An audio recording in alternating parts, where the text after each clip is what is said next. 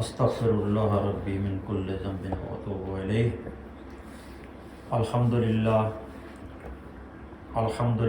رب العالمین والعاقبۃ للمتقین، الصلاۃ والسلام علی رسول الکریم وآلہ وصحبہ اجمعین، اما بعد فاعوذ باللہ من الشیطان الرجیم، بسم اللہ الرحمن الرحیم۔ کلا اذا دکت الارض دکا دکا وجاء ربک والملک صفا صفا وجیء یومئذ بجہنم یومئذ یتذکر الانسان وانى له الذکریٰ یقول یا لیتنی قدمت لحیاتی۔ صدق اللہ مولانا العظیم وصدق رسولہ النبی الکریم ونحن علی ذلک لمن الشاہدین والشاکرین والحمد للہ رب العالمین۔ وقال اللہ تعالی ان اللہ وملائکتہ یصلون علی النبی یا ایہا الذین آمنوا صلوا علیہ وسلموا تسلیما۔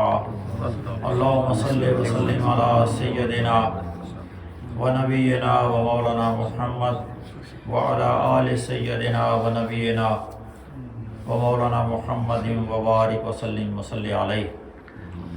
اللہ رب العالمین کی بے حد تعریف و توصیف اور اللہ کے رسول حضور رسالت مآب صلی اللہ تعالی علیہ وآلہ وسلم کی ذات کریم پر ہدیہ درود و سلام بھیج لینے کے بعد قابل صد احترام برادران اسلام، السلام علیکم ورحمۃ اللہ وبرکاتہ۔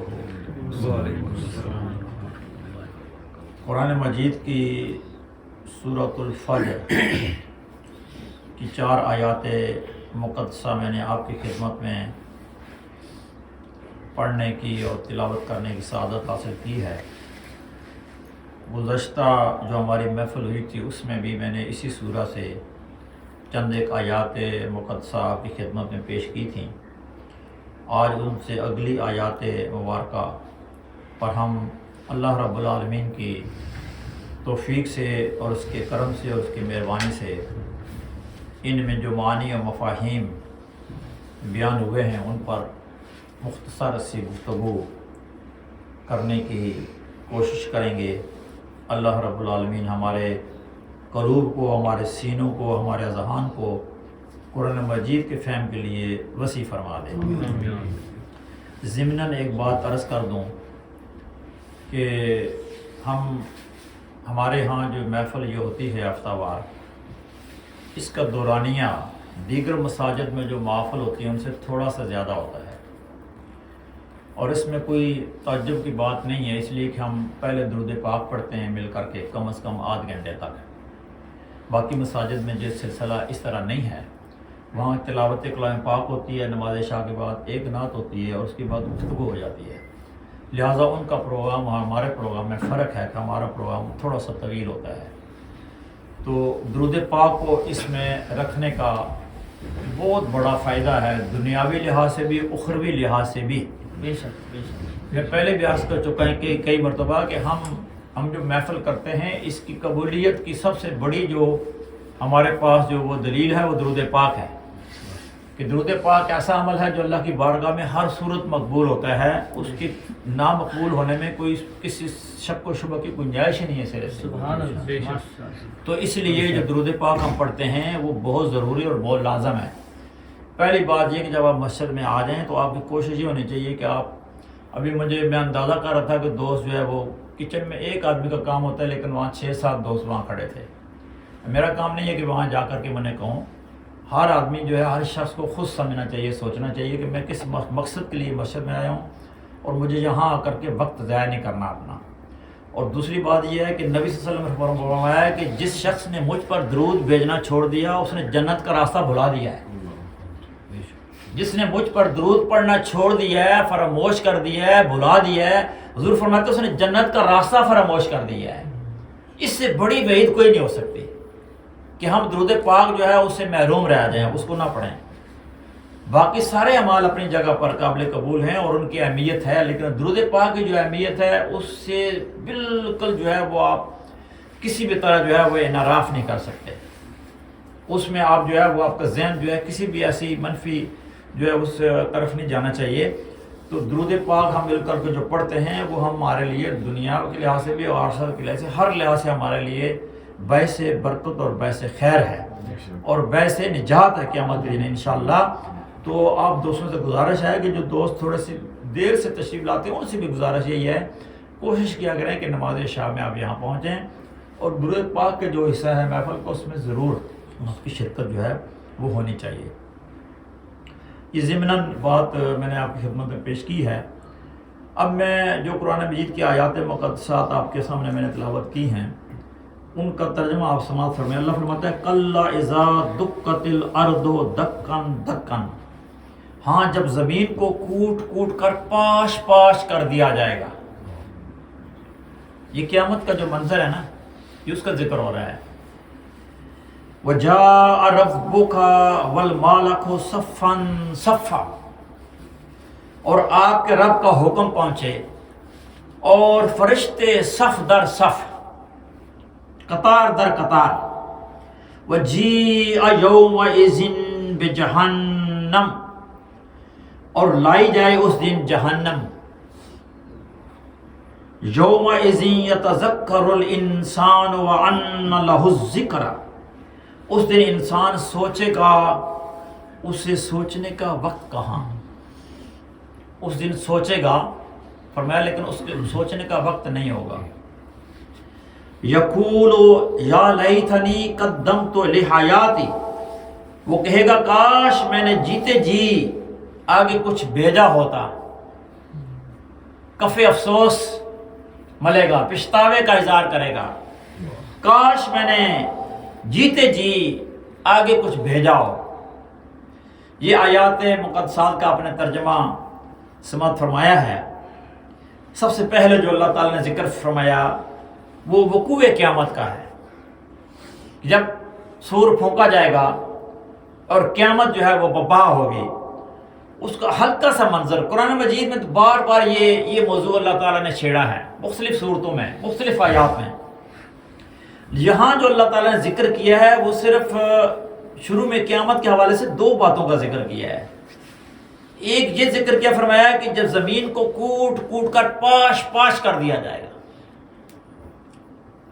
اب جتنے بھی مناظر قیامت کے وقوع ہونے کے اللہ رب العالمین بیان فرمائے ہیں ان میں یہ مسلسل ان باتوں کا ذکر کیا گیا ہے کہ زمین کو ایسے اکھاڑ پھچاڑ دیا جائے گا.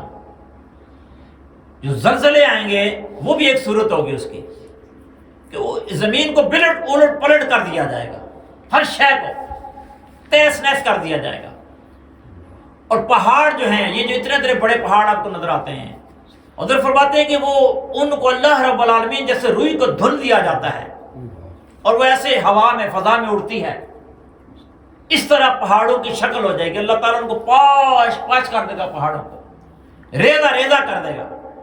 اور پہاڑ اتنے بڑے جو آپ کو نظر آ رہے ہیں بلند و بالا، یہ ایسے مٹی کے ریت کی طرح ان کی شکل اختیار ہو کر لیں گے. زمین پر ایسے آ جائیں گے پہاڑ جیسے یہ ریت کے ذرے ہوتے ہیں، ان کا وجود ختم ہو جائے گا اور زمین کو تہہ بالا کر دیا جائے گا. اور باقی مقامات پر جو ذکر کیا گیا ہے آسمان پھٹ جائیں گے، ستارے چاند یہ ہر شے جو ٹوٹ جائے گی، غرق ہو جائیں گے، ہر شے غرق ہو جائے گی. تو یہاں اللہ رب العالمین نے ذکر فرمایا دو بات فرمایا ہے کہ ایک تو زمین جو ہے اس کو کوٹ کوٹ کر پاش پاش کر دیا جائے گا. اس کا وجود جو ہے وہ اس کا اصلیت ہے اس وقت جو کچھ نظر آ رہا ہے یہ کچھ اپنا وجود کھو بیٹھے گی زمین. اور پھر اللہ فرماتا ہے کہ اور آپ کے رب کا حکم پہنچے، یعنی آپ کے رب کا حکم آ گیا. اللہ رب العالمین نے فرشتوں کو حکم دے دیا قیامت برپا کرنے کا، اور فرشتوں کو بھی حکم دے دیا کہ وہ صف در صف حاضر ہو جائیں. فرماتے سب سے پہلا آسمان پھٹے گا. جب پہلا آسمان پھٹے گا تو پہلے آسمان پر جتنے ملائکہ ہیں فرشتے ہیں وہ اس زمین کے کناروں پر صف بندی کر لیں گے ہر طرف. پھر جب دوسرا آسمان پھٹے گا اس کے جو ملائکہ اور فرشتے ہیں دوسرے آسمان پر جو متعین ہیں وہ نیچے اتریں گے اور وہ پھر صف اپنی بنا لیں گے. پھر تیسرا آسمان، پھر چوتھا آسمان، پھر پانچواں، پھر چھٹا، پھر ساتواں. سارے آسمان باری باری پھٹیں گے اور ان کے ملائکہ جو ہے نیچے نازل ہوتے چلے جائیں گے. تو یہ یہاں اللہ فرما رہا ہے کہ جب تمہارے رب کا حکم پہنچ جائے گا تو کیا ہوگا؟ قیامت وقوع ہو جائے گی، وقوع پذیر ہوگی، اور فرشتے قطار در قطار، صف در صف اس زمین پر موجود ہو جائیں گے. اور جدھر لوگ انسان دیکھیں گے انہیں فرشتوں کی قطاریں نظر آئیں گی، فرشتوں کی صفیں نظر آئیں گی ہر طرف. اور پھر فرماتا ہے اللہ رب العالمین کہ جو سب سے بڑا فرشتہ ہے، جو فرشتوں کا سید و سردار ہے، وہ آخر پر نازل ہوگا اور اس کے دائیں جانب جہنم ہوگی. جہنم کی دیکھتی آگ اس کے دائیں جانب سفر کر رہی ہوگی. اور پھر فرمایا حضور نبی کریم سے فرمایا کہ جب یہ لوگوں کا قافلہ، لوگ ڈرے سہمے، ان کو میدان محشر کی طرف چلایا جائے گا، بھیجا جائے گا، تو حضور فرماتے ہیں کہ جب 200 سال کا سفر طے کر لیں گے لوگ. حیرت والی بات تو ہے کہ ہم دنیا میں رہتے ہیں، کسی کی زندگی 30 سال ہے، کسی کی 50 ہے، کسی کی 100 سال ہے. حضور فرماتے ہیں کہ 200 سال کی مسافت جب لوگ طے کر لیں گے میدان محشر کی طرف، ان کو جب بھانکا جا رہا ہے، بھیجا جا رہا ہے، یعنی وہ مسلسل چل رہے ہیں میدان محشر میں، جب انہیں اکٹھا کیا جا رہا ہے تو 200 سال سے چل رہے ہیں. پھر وہ جب 200 سال کی مسافت طے کر لیں گے تو پھر وہ اللہ کا وہ جو فرشتہ ہے جس کی دائیں جانب وہ جہنم ہے، دیکھتی آگ ہے، اس سے پھر چنگاریاں اٹھیں گی اور اس کے آگ کے شعلے لپکیں گے لوگوں کی طرف. ابھی سینکڑوں میل دور ہیں لوگ اس جہنم سے، لیکن اس جہنم سے جو انگارے نکلیں گے، چنگاریاں نکلیں گی اور جو آگ کے شعلے نکلیں گے وہ ان لوگوں تک پہنچ جائیں گے جو اتنے دور ہیں. ابھی بہت دور ہے میدان محشر سے، وہاں تک ان کی وہ جہنم کی آگ کی دیکھتے ہوئے انگارے جو ہیں، چنگاریاں وہاں تک پہنچیں گی. اور لوگ ڈرے سہمے، خوف زدہ. اور نبی صلی اللہ علیہ وسلم فرماتے ہیں کہ کیفیت یہ ہوگی کہ جو اللہ کے انبیاء کرام ہیں جو کرسیوں پر ممبروں پر ہوں گے، وہ بھی اپنے کرسیوں اور ممبروں سے اتر کر کے گھٹنوں کے بل اللہ کی بارگاہ میں حاضر ہو جائیں گے. یہ کیفیت ہوگی. اور نبی کریم صلی اللہ علیہ وسلم اس جہنم کی آگ کے سامنے آپ کھڑے ہو جائیں گے تو جہنم کہے گی یا رسول اللہ علیہ وسلم، اللہ کے حبیب، آپ پر اللہ نے مجھے حرام کر دیا ہے، لیکن حضور نبی کریم صلی اللہ علیہ وسلم رب امتی امتی، حضور نبی کریم صلی اللہ علیہ وسلم اپنی امت کو جان کر رہے ہوں گے، اپنی امت کی مغفرت کی دعا کر رہے ہوں گے اللہ کی بارگاہ میں. یہ کیفیات حضور نبی کریم صلی اللہ علیہ وسلم نے بیان فرمائی ہیں. پھر فرمایا کہ وہ جو وجیء یوم بجہنم، اس دن اللہ رب العالمین کے حکم سے جہنم کو اتار دیا جائے گا، جہنم کو بھیج دیا جائے گا. جہنم کا وقوع جو ہے اس کا اللہ کے حکم سے جو ہے وہ ہو جائے گا. یوم یتذکر الانسان وان لہ الذکریٰ، اس دن انسان سوچے گا، بہت کچھ سوچے گا، لیکن اللہ فرماتا ہے اس کے پاس وقت نہیں ہوگا سوچنے کا. سوچنے کا وقت گزر گیا ہے، وہ پیچھے رہ گیا ہے. جب اس کو اللہ تعالی نے زندگی دی تھی، جب وہ اس زمین کے فرش پر سانسیں لے رہا تھا، جب وہ اس زمین پر چل پھر رہا تھا، سوچنے کا وقت وہ تھا. اب اگر وہ سوچے گا تو کیا سوچے گا؟ اللہ فرماتا ہے کہ اس وقت انسان سوچے گا، لیکن وہ سوچنے کا وقت نہیں ہے.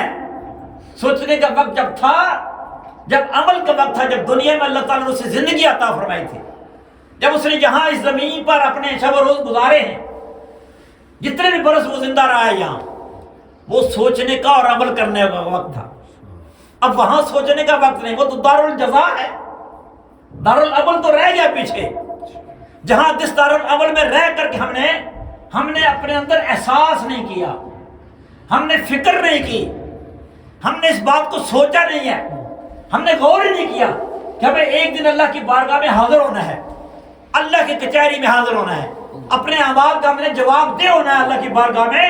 اللہ فرماتا ہے اب وہ انسان سوچے گا، مگر اب سوچنے کا وقت نہیں ہے۔ اب وہ سوچنا بھی چاہے تو کیا سوچ سکتا ہے؟ یقول یا لیتنی قدمت لحیاتی، تو سب کہے گا کاش میں نے جیتے جی آگے کچھ بھیج دیا ہوتا، کاش میں نے جیتے جی آگے کچھ بھیج دیا ہوتا۔ وہاں تو کیفیت یہ ہوگی، حالت یہ ہوگی کہ جس نے اپنی ساری زندگی اللہ رب العالمین کو راضی کرنے کے لیے نیک اعمال اختیار کیے ہیں، اس کو بھی وہاں پچھتاوا ہوگا کہ میں جتنے اعمال نیک کر کے آئے ہوں اس سے زیادہ مجھے کرنے چاہیے تھے، مجھے اس سے زیادہ کرنے چاہیے تھے، میں نے تو کچھ بھی نہیں کمایا۔ حضور نبی کی ارشاد فرماتے ہیں کہ ایک شخص ساری زندگی اللہ رب العالمین کی بندگی کرتا رہا، اس کی زندگی ایسی تھی جس نے اپنی زندگی میں اللہ رب العالمین کے نام کو آباد کر لیا، اپنے ظاہر اپنے باطن کو اپنے رب کی بارگاہ میں اس نے پیش کر دیا، اور ساری زندگی نیک اعمال بجا لاتا رہا، اللہ کی بندگی کرتا رہا، اللہ کی بارگاہ میں سجود کرتا رہا، قرآن کی تلاوت کرتا رہا، نیک اعمال کرتا رہا، قرآن مجید اور فرقان حمید کی خدمت کرتا رہا، زکوٰۃ دیتا رہا، خیرات دیتا رہا، لوگوں کی مدد کرتا رہا، ہر طرح کے نیک اعمال اس نے کیے ہیں، لیکن اس کے باوجود وہاں اس میدان محشر میں اس کی کیفیت بھی یہ ہوگی کہ مجھے جتنا کچھ کرنا چاہیے تھا اتنا کچھ میں نہیں کر سکا، جتنا مجھے کرنا چاہیے تھا اللہ کو راضی کرنے کے لیے میں اتنا کچھ نہیں کر سکا ہوں۔ لیکن جس نے یہاں کیا ہی کچھ نہیں ہے، جس نے یہاں سوائے پچھتاوے کے کچھ حاصل ہی نہیں کیا ہے، جس نے اپنی زندگی جانوروں کی طرح گزار دی ہے، اسے پتہ نہیں ہے کہ اللہ کی بارگاہ میں نے حاضر ہونا ہے، میں نے نماز ادا کرنی ہے، میرے اوپر اللہ رب العالمین نے کچھ فرائض ہمارے اوپر عائد کیے ہیں، مجھے اللہ کی بارگاہ میں پیش ہونا ہے، میں نے اپنے رب کی بارگاہ میں اپنی پیشانی کو جھکانا ہے، میں نے اپنی پیشانی میں سجود کا نور لانا ہے، میں نے اپنے رب کا ذکر کرنا ہے، اپنے رب کا شکر ادا کرنا ہے۔ ان ساری باتوں کو فراموش کر کے ہم صبح سے شام تک اپنے مشغولات میں مشغول رہیں، اپنے کاروبار میں مشغول رہیں، اپنے زندگی کے جو امور ہیں ان میں مشغول رہیں، ہم ان سے منع نہیں کیا گیا، روکا نہیں گیا ہے، لیکن ان میں مشغول رہتے ہوئے بھی ہماری اور جانور کی زندگی میں فرق ہونا چاہیے کہ اگر جانور ایک پیدا ہوتا ہے، اس نے کھانا پینا ہے، اور اگر اس نے کسی نے اس سے مشقت لے لی، کسان نے یا کسی ریڑھی باندھ نے یا کسی نے بھی تو مشقت اس نے جھیل لی، اور اس کے بعد وہ دنیا سے گزر گیا ہے۔ اور انسان بھی اگر آنکھ اس کی کھلی ہے، اس کے سامنے اس کا کاروبار ہے، اس کی مشقت ہے، اس کی محنت ہے، اور اس کی کمائی کا دھندے ہیں، وہ ان میں مشغول ہو گیا، اور شام کو آ کے گھر سو گیا، اسے خبر نہیں ہے کہ میں نے اپنے رب کی بارگاہ میں سجدہ بھی دینا ہے، اسے خبر نہیں ہے کہ مجھے میرے اوپر اللہ رب العالمین نے کچھ فرائض عائد کیے ہیں، اسے پرواہ نہیں ہے اس بات کی۔ تو ایسی کیفیت میں انسان، اللہ فرماتا ہے کہ اس وقت کہے گا کاش میں نے اپنے لیے آگے کچھ بھیج دیا ہوتا، کچھ توشہ میں بھیج دیتا اس جہاں کے لیے، دنیا کی توشہ کمانے کے لیے تو میں نے بہت محنت کی ہے، بڑی جدوجہد کی ہے، بڑی مشقت اٹھائی ہے، لیکن وہ جو جہاں ہے ہمیشہ کی زندگی، ہمیشہ رہنے والی زندگی، اور وہ جہاں جو ختم ہونے والا ہے ہی نہیں، یہ تو ختم ہو جانے والا ہے۔ ہزاروں سال آپ یہاں جی لیں، پھر بھی آپ جانا ہے، آپ نے اپنے شفٹ ہونا ہے، آپ سے موو کرنا ہے، اپنے یہاں سے منتقل ہونا ہے کسی دوسرے جہاں میں، اور وہ حضور فرماتے ہیں، اللہ بھی فرماتا ہے کہ وہ ہمیشہ کی زندگی ہے، دائمی زندگی ہے، جس کی کوئی مدت کا تعین ہے ہی نہیں، تو اس کے بارے میں ہم فکر مندی نہیں ہے۔ تو ہم میدان محشر میں جب یہ سوچیں گے کہ ہم نے اپنی زندگی کو برباد کر دیا، ضائع کر دیا، شب و روز ہم نے اللہ رب العالمین کی بارگاہ سے ہم غفلت کا شکار ہوتے رہے، دور رہے، اپنی رب کی بارگاہ میں حاضر نہیں ہوئے، اور وہاں پچھتاوا کس کام کا؟ اللہ فرماتا ہے وہاں پچھتاوا، وہاں سوچ کسی کام کی نہیں ہے۔ تو اس سے ہمیں جو درس ملتا ہے، جو نتیجہ اخذ ہوتا ہے، جو خلاصہ ہے سارے گفتگو کا، وہ یہ ہے کہ دنیا میں رہتے ہوئے جب تک اللہ تعالیٰ نے ہمارے اس جسم میں سانسیں باقی رکھی ہیں، جب تک ہماری زندگی جو اس کی سانسوں کا آمد و رفت جاری ہے، جب تک ہم اس دنیا میں جی رہے ہیں، اس وقت ہم غور کر لیں، فکر کر لیں، ہم اپنے آپ کو اللہ رب العالمین کی بارگاہ میں پیش کر دیں کہ مولا کریم کمزور ہیں، کچھ عمل کرنے کی کوشش کرتے ہیں۔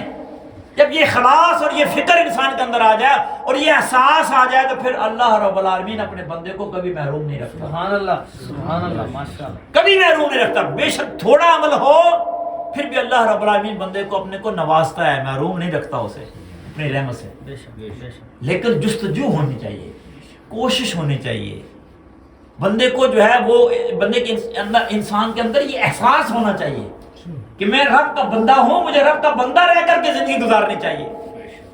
غلطیاں کوتاہیاں ہوتی ہیں انسان سے، خطائیں بھی ہو جاتی ہیں، گناہوں کا ارتکاب بھی ہو جاتا ہے، لیکن ہر خطا، ہر گناہ، ہر کوتاہی، ہر لغزش، سب کا اللہ رب العالمین کی بارگاہ میں ہاں معافی کا اہتمام ہے، انتظام ہے، وہ کہ ہم اس کی طرف بڑھیں۔ جب بھی اللہ رب العالمین کی بارگاہ میں رجوع کریں گے، اس سے معافی مانگیں گے، وہ معاف فرمانے والا ہے، بڑا کریم ہے، بے شک، بڑا کریم ہے۔ لیکن دنیا میں رہتے ہوئے ہمارا رویہ یہ ہونا چاہیے کہ ہم حد المقدور زیادہ سے زیادہ اپنے رب کی بارگاہ میں اپنے آپ کو پیش کریں۔ نمازوں کی پابندی، باقاعدگی، یہ تو پہلی بات ہے۔ باقی دیگر جتنے نیک امور ہیں، اب رمضان آنے والا ہے، رمضان مبارک میں ہمیں پہلے سے زیادہ مستعد ہو جانا چاہیے۔ ہمارا رویہ رمضان میں بھی یہی رہے کہ جو سارا دن کام کر کے تھکے ٹوٹے ہوئے ہیں، اب کیا کریں؟ ہم نماز تراویح کیسے ادا کریں؟ ہم نوافل کیسے ادا کریں؟ ہم قیام کیسے کریں رات کو؟ تو پھر فرق تو کون ہوا نا؟ پھر رمضان میں وغیرہ رمضان میں ہماری زندگی میں وہی ہمارے شب و روز رہے، وہی ہمارے طور اتوار رہے تو پھر بھی کوئی فائدہ نہیں ہے۔ اب اللہ رب العالمین کی رحمت جو ہے وہ رمضان مبارک میں انسان کو پکار رہی ہے، بلا رہی ہے، بار بار اپنی طرف متوجہ کر رہی ہے، لیکن انسان ہے خواب غفلت میں، وہ جو ہے وہ سویا ہوا ہے، اس نے اپنے رب کو فراموش کیا ہوا ہے، اسے احساس ہی نہیں ہے کہ میں نے اللہ رب العالمین نے دنیا میں مجھے بھیجا ہے تو میری زندگی کا کوئی مقصد ہے۔ وما خلقت الجن والانس الا لیعبدون، اللہ تو جو مقصد وحید اللہ نے جو بیان فرمایا وہ یہ ہے کہ میں نے انسانوں اور جنوں کو اس لیے پیدا کیا کہ میری عبادت کریں۔ پہلی زندگی کا مقصد، پہلا اولین مقصد یہ ہے، تو اس میں صرف فہرست جو ہے وہ نماز ہے۔ تو یہ سارے نیک اعمال جو ہیں اللہ رب العالمین نے ہمیں توفیق عطا فرمائے، ہمیں اپنے آپ کو سنوارنا ہے، بنانا ہے، اپنا تزکیہ کرنا ہے، اپنے ظاہر کا، اپنے باطن کا، اور اپنے اعمال پر ہم نے اپنا چوکیدارہ قائم کرنا ہے۔ ایک اس پر جو ہے ہم نے ایک سسٹم رکھنا ہے احتساب کا کہ ہم اپنے آپ کو خود بھی چیک کریں۔ وہ تو فرشتے تو ہیں لکھ رہے ہیں، لیکن اگر ہم اپنے ارادوں کو صاف کر لیں، اپنی نیتوں کو صاف کر لیں، تو جہاں یہ اللہ رب العالمین یہ نظام رکھا ہے کہ بندہ ایک نیکی کا ارادہ کرتا ہے، ابھی نیکی اس نے نہیں کی تو فرشتے اس کا اجر لکھ لیتے ہیں۔ نیکی نہیں کی اس نے، ابھی ارادہ کیا ہے، اور جب کر لیتا ہے تو اللہ تعالیٰ اس کا ثواب جو ہے کبھی 10 گنا اور کبھی 70 گنا اور کبھی 700 گنا اور کبھی 300 گنا اللہ تعالیٰ عطا فرماتا ہے۔ اور اگر انسان جو ہے وہ بدی کا ارادہ کرتا ہے تو فرشتے اس کی بدی کو لکھتے نہیں ہیں حتیٰ کہ بدی کا ارتکاب نہ کر لے۔ جب بدی کا ارتکاب کر لیتا ہے تو پھر اس کی ایک ہی برائی لکھی جاتی ہے۔ جب نیکی کا ارتکاب کر لیتا ہے، نیکی کر لیتا ہے تو 10 اس کی نیکیاں لکھی جاتی ہیں اور گناہ بھی معاف کیے جاتے ہیں، لیکن جب برائی کا ارتکاب کرتا ہے تو ایک ہی برائی اس کی لکھی جاتی ہے، ایک، اور وہ بھی اس انتظار میں ہوتے ہیں۔ ایک فرشتہ دوسرے کو کہتا ہے ابھی نہ لکھو، شاید اس کے بعد کوئی نیک عمل کر لے اور اس نیک عمل کے بدلے میں ہم اس کی برائی جو ہے اس کو مٹا دیں گے۔ کتنا اللہ رب العالمین کریم ہے، کتنا مہربان ہے، کتنی شفقت ہے اس کی مخلوق پر اپنی طرف، اور خاص کر انسانوں پر اللہ رب العالمین کتنی رحمت ہے۔ تو ہم کتنے بھولے بھٹکے ہوئے ہیں اگر ہم اپنے رب کی طرف توجہ نہ کریں، اس کی طرف دھیان نہ کریں، اپنے رب کو یاد نہ کریں، اس کا شکر ادا نہ کریں، اس کا ذکر نہ کریں، اس کی بارگاہ میں اپنے آپ کو جھکائیں نہ، تو ہم سے بڑھ کر کون جو ہے وہ غافل ہے، بلکہ بدبخت ہے جو اللہ کی بارگاہ میں سے بھاگتا ہے، فرار اختیار کرتا ہے۔ فَفِرُّوا إِلَى اللَّهِ، اللہ فرماتا ہے اللہ کی بارگاہ کی طرف دوڑو، بھاگو۔ اللہ کی بارگاہ کی طرف، اللہ کی طرف فرار اختیار کرو، باڑو بھاگو، دوڑ کر کے اللہ کی بارگاہ کی طرف آؤ، غفلت کے ساتھ نہیں۔ اللہ کریم قرآن مجید فرقان حمید کا فہم ہمارے لیے آسان فرمائے، اور جو کچھ بیان کیا اللہ تعالیٰ اس پر ہمیں عمل کی توفیق عطا فرمائے، اور اللہ رب العالمین ہمیں اپنے شکر گزار بندوں میں شامل فرمائے۔ اسی پر اتفاق کرتے ہیں۔